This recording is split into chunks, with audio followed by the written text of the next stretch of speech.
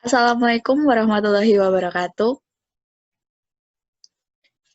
Yang saya hormati teman-teman yang sudah meluangkan waktunya untuk mengikuti presentasi pada malam ini. Jadi pada presentasi kali ini, saya akan menjelaskan sedikit tentang apa itu IMPK. IMPK adalah ilmu medan peta dan kompas. IMPK ini biasanya digunakan dalam berkegiatan alam, seperti eksplorasi gunung atau penelitian hutan, baik itu untuk penelitian hutan ataupun untuk naik gunung saja. Nah, di dalam IMPK ini, kita akan mengenal dengan istilah navigasi darat. Sebelum itu, saya akan menjelaskan apa itu navigasi. Navigasi adalah pengetahuan untuk mengetahui keadaan medan yang akan dihadapi, posisi kita di alam bebas, dan menentukan arah serta tujuan perjalanan di alam bebas. Nah, pengetahuan tentang navigasi darat ini meliputi yang pertama, pembacaan peta, yang kedua, penggunaan kompas, yang ketiga, penggunaan tanda-tanda alam yang membantu kita dalam menentukan arah. Terus peralatan apa yang digunakan dalam navigasi darat? Yang pertama, itu peta topografi. Yang kedua, penggaris. Yang ketiga, kompas. Yang keempat, pensil. Yang kelima, busur derajat.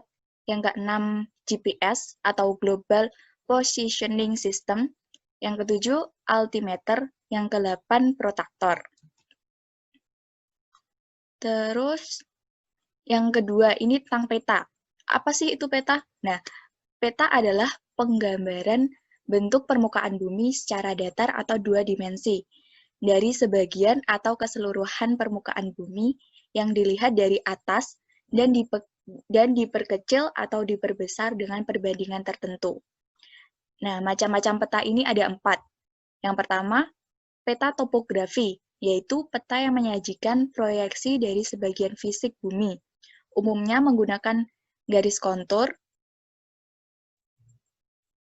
Terus yang kedua itu peta geografi, yaitu peta yang menyajikan gambaran seluruh permukaan fisik bumi. Yang ketiga itu peta teknik, yaitu peta yang menyajikan gambaran proyeksi fisik untuk memenuhi kebutuhan teknik tertentu. Yang keempat itu peta tematik, yaitu peta yang menyajikan data atau informasi yang mempunyai tema sehubungan dengan kedudukan geografisnya. Terus, ini adalah komponen-komponen peta. Bisa dilihat di sini, yang ada komponen peta itu pasti ada judul peta. Terus, yang kedua ada orientasi peta. Ini orientasi peta. Terus, ada skala peta. Terus, keterangan peta. Terus, koordinat geografi, garis tepi peta. Terus, juga ada simbol peta. Ini simbol peta. Terus, ada insert. Terus ini ada sumber peta, penyusun peta, proyeksi peta yang digunakan, dan keterangan cantum yang digunakan. Terus ada ini nama nama-nama geografinya. Jadi kayak Selat Sunda ya. Ini atau pulau ini itu merupakan nama-nama geografi. Terus ada gambar objek suatu wilayahnya. Terus yang ketiga itu tentang kompas. Apa sih yang dimaksud dengan kompas? Nah, kompas itu adalah seperangkat alat navigasi yang berfungsi sebagai penunjuk arah kutub-kutub magnet bumi. Dan jarum kompas itu selalu menunjuk ke arah utara atau bisa disebut utara magnetis. Terus jenis-jenis kompas itu ada 2. Yang pertama, itu kompas prisma atau kompas bidik. Nah, bagian-bagian dari kompas bidik itu, yang pertama ada kaca pembesar, terus ada tempat jari, terus ada jarum penunjuk, ada dial. Nah, dial ini tuh yang ada besaran sudut-sudutnya, besaran derajatnya. Nah, itu biasanya disebut dial. Terus ada garis sasaran bidik, terus tutup dial, dan visir. Nah, di dalam visir ini, itu ada semacam benang, dan biasanya benang itu digunakan untuk membidik sasarannya. Jadi benda yang kita bidik itu ada di benang itu, di pas benang itu. Nah, cara penggunaannya, yang pertama, tutup kompas itu dibuka tegak lurus atau biasanya 90 derajat. Yang kedua, jari dimasukkan ke cincin. Nah, posisi jarinya kalau bisa itu kayak bentuk T gini. Terus itu diletakkan mendatar. Terus kompas itu dipegang sebatas mata. Jadi kita pegang itu kompasnya sebatas mata. Terus sasaran bidik itu melalui teknik pertengahan prisma dan garis rambut di bagian tengah tutup. Jadi di pas tengah-tengah benang visirnya itu. Terus setelah sasaran dibidik dengan tepat, angka yang tertera di bawah garis tanda di atas pelat yang bercahaya dibaca, angka itu menunjukkan besarnya arah suatu bidikan. Jadi kalau pas kita udah membidik sasaran, nanti dialnya ini bakal berputar, dan pas putarannya itu, nanti dia di garis sasaran bidik ini nanti akan tercantum derajatnya, derajat sasaran bidiknya itu. Nah, itu tuh yang disebut, itu adalah besar sudut dari bidikan yang kita bidik tadi. Terus yang kedua, itu kompas silva. Kompas ini sering disebut juga dengan kompas orientasi. Hal tersebut disebabkan oleh kemudahan penggunaan kompas ini untuk orientasi medan. Kompas ini memiliki tanda panah penyesuai yang terdapat di dasar piringan kompas, dilengkapi pula dengan cermin.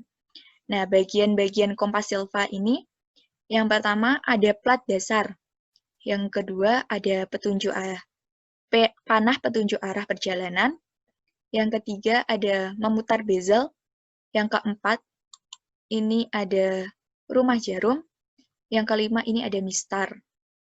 Terus, misal kita di perjalanan itu, kita bisa pas di perjalanan itu siang dan malam, dan cara penggunaan kompas pada siang dan malam itu agak berbeda. Terus, kalau penggunaan kompas pada siang hari itu gimana? Nah, penggunaan kompas pada siang hari itu, yang pertama, kompas dibidikan ke sasaran sesuai arah yang dikehendaki. Tandai titik. Yang kedua, tandai titik keberangkatan. Yang ketiga, cari suatu tanda medan yang terdapat pada garis atau arah tersebut untuk dijadikan sebagai titik pertolongan menuju sasaran. Yang keempat, berjalan menuju titik pertolongan. Yang kelima, setelah sampai pada titik pertolongan, untuk mengecek arah yang dituju, kompas dibidikan balik pada titik keberangkatan.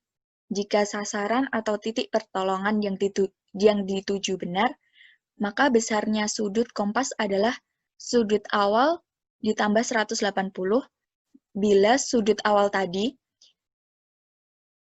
kurang dari 180, atau sudut awal dikurang 180 bila sudut awal tadi lebih dari 180.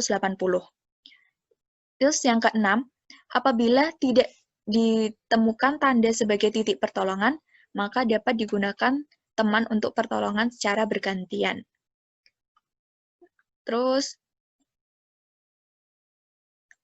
kalau kita gunain kompas pada malam hari gimana? Nah, penggunaan kompas pada malam hari itu, yang pertama, kita buka kompas penuh 180 derajat, jadi nanti kompasnya itu mendatar. Terus yang kedua, skrup itu dikendorkan. Terus yang ketiga, kaca kompas diputar sedemikian rupa hingga besar sudutnya atau arah yang dikehendaki tertera pada kaca kompas berimpit dengan sumbu utama kompas atau arah utara. Terus yang keempat, skrup pengunci dikencangkan. Kelima, kompas diletakkan di atas telapak tangan dan diangkat sebatas pinggang atau dada. Yang keenam, dan diputar sedemikian rupa hingga jarum atau plat penunjuk arah utara berimpit dengan plat penunjuk arah di atas yang terletak di atas lingkaran kaca. Yang ketujuh, arah yang ditunjuk oleh sumbu utama kompas adalah arah yang dikehendaki. Terus misal, dalam perjalanan itu, pas kita istirahat, itu kita naruh kompas sembarangan. Terus tiba-tiba pas kita udah di perjalanan, kita ternyata lupa kompas kita ketinggalan. Terus kita cari-cari ternyata malah nggak ada. Itu kita juga bisa nentuin arahnya tanpa kompas, yang yaitu dengan cara menggunakan yang pertama, tanda-tanda medan. Yaitu misal pas kita di perjalanan, kita ternyata lihat kuburan. Terus kita lihat, kalau kuburan Islam itu selalu menunjuk ke arah utara.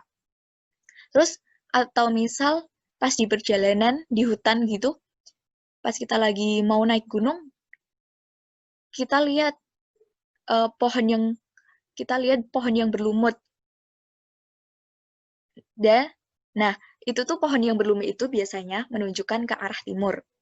Terus atau enggak kita dengan menggunakan bantuan peralatan seperti arloji, pisau silep, dan jarum jahit. Yang ketiga, kita bisa menggunakan perbintangan. Jadi yang pertama dengan matahari terbit dan terbenam. Jadi misal di perjalanan nih, kita lihat matahari terbit di sebelah sana. Jadi, jadi di sana itu sebelah timur. Terus, atau enggak kita pas di perjalanan, kita lihat matahari terbenam dari sebelah sana. Jadi kita bisa nyimpulin kalau di sebelah sana itu sebelah barat. Atau enggak dengan bulan. Yang ketiga dengan bintang. Bintang itu biasanya dengan rasi bintang. Terus, kalau di perjalanan itu, kita pasti mengenal dengan istilah orientasi. Nah, orientasi itu dibagi menjadi dua, yaitu orientasi peta dan orientasi medan. Orientasi peta adalah mengutarakan peta atau dengan kata lain menyesuaikan letak peta dengan bentang alam yang kita hadapi. Yaitu misal gini, pas kan kalau kita perjalanan itu pasti kita dapat peta. Nah, di dalam peta itu tempat yang mau kita tuju itu sebelah utara, barat, timur, selatan itu apa? Misal di sebelah utara itu tadi ada jalan, di peta ada jalan. Terus di sebelah barat itu ada sawah. Terus di sebelah selatan itu ada sungai. Terus di sebelah timur ada jalan lagi. Nah, orientasi petanya itu yaitu, jadi utara jalan, barat sawah, selatan sungai, timur jalan. Nah, kalau orientasi medan merupakan cara untuk membaca penampakan medan dan disesuaikan dengan peta juga untuk mengetahui arah dan posisi kita di lapangan. Nah, misal itu gini, pas kan tadi kita udah nemuin orientasi peta utara, barat, selatan, timur itu utara jalan, barat sawah, selatan sungai, timur jalan. Nah, pas kita udah jalan, udah nemuin tuh posisi yang sama kayak di peta, terus kita lihat orientasi medannya. Misal di sebelah utara masih jalan, terus ternyata di sebelah barat yang tadi awalnya sawah, ternyata udah berganti. Jadi, kayak perumahan. Jadi kita tulis di orientasi medan sebelah baratnya itu perumahan. Terus di sebelah selatan, tadi kan ada sungai. Terus pas kita sampai di lapangan, ternyata sungai itu udah ganti jadi kolam ikan lele, misalnya begitu. Jadi kita tulis di orientasi medan sebelah selatan itu kolam ikan lele. Terus di sebelah timur masih jalan, ya udah. Jadi timurnya tadi masih jalan. Terus dalam kita melakukan perjalanan, itu pasti kita juga harus menentukan koordinat. Koordinat itu apa sih? Koordinat itu adalah garis bujur dan garis lintang. Nah, cara menentukan koordinat itu ada dua cara, yaitu dengan cara 6 angka dan yang kedua dengan cara 8 angka. Nah, kalau cara 6 angka itu gimana sih? Nah, cara nentuin koordinat dengan cara 6 angka. Yang pertama itu kita harus mengetahui dulu nomor lembar petanya. Yang kedua, 2 angka terakhir dari garis tegak terdekat sebelah barat atau kiri titik yang dimaksud. Yang ketiga, jarak antara garis tegak tersebut dengan titik yang dimaksud dinyatakan dengan angka satuan. Terus yang keempat, 2 angka terakhir dari garis horizontal terdekat di sebelah selatan atau bawah titik yang dimaksud. Yang kelima, jarak antara garis horizontal tersebut dengan titik yang dimaksud dinyatakan dengan angka puluhan. Nah, ini udah ada contohnya. Jadi ini koordinat dari LP47 XLIIB ini koordinatnya 714.275. Nah, terus cara 8 angka, yang kedua itu dengan cara 8 angka.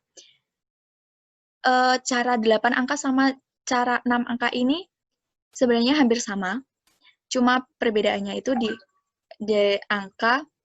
Kalau di 6 angka tadi kan dinyatakan dalam angka satuan. Nah, kalau di 8 angka ini dinyatakan dalam angka puluhan. Terus, biar lebih jelasnya kita baca. Yang pertama, yang kita harus ketahui dulu itu nomor lembar petanya. Yang kedua, 2 angka terakhir dari garis tegak terdekat sebelah barat atau kiri titik yang dimaksud. Yang ketiga, jarak antara garis tegak tersebut dengan titik yang dimaksud yang dinyatakan dengan angka puluhan. Yang keempat, 2 angka terakhir dari garis horizontal sebelah selatan atau bawah titik yang dimaksud. Yang kelima, jarak antara garis horizontal tersebut dengan titik yang dimaksud yang dinyatakan dalam angka puluhan. Nah, itu kan tadi cara nentuin koordinat. Nah, kalau kita gunain kompas, itu pasti kita mengenal dengan istilah azimut dan back azimut. Nah, sebelumnya, apa sih back azimut dan back azimut itu? Nah,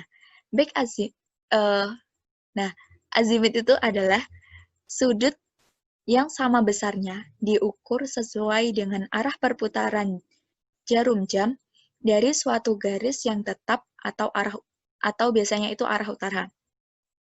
Azimut ini digunakan untuk menentukan arah medan atau peta. Jadi misal nih, pas kita lagi mau membidik sasaran. Misal sasaran kita pohon. Kita bidik itu pohon, ternyata di dialnya itu kita nemuin sudutnya itu tuh 250 derajat. Jadi, azimut dari pohon yang kita bidik tadi adalah 250 derajat. Terus kalau back azimut itu apa? Nah, back azimut adalah sudut yang diukur sesuai arah perputaran jarum jam dan berlawanan arah dengan azimut. Rumusnya, ini bila azimut kurang dari 180 derajat, maka back azimut sama dengan azimut ditambah 180 derajat. Terus kalau bila azimut lebih dari 180 derajat, maka back azimut sama dengan azimut dikurang 180 derajat. Jadi misal, tadi kan kita udah membidik sasaran pohon, dan itu azimutnya adalah 250 derajat. Nah, 250 derajat itu kan lebih dari 180 derajat. Maka back azimutnya itu 250 derajat dikurang 180 derajat. Maka bisa diketahui back azimutnya sama dengan 70 derajat. Nah, segitu dulu presentasi saya. Terima kasih kepada teman-teman yang sudah menyempatkan waktunya untuk menghadiri Zoom kali ini. Saya akhiri presentasi saya, kurang lebihnya saya mohon maaf. Wassalamualaikum warahmatullahi wabarakatuh.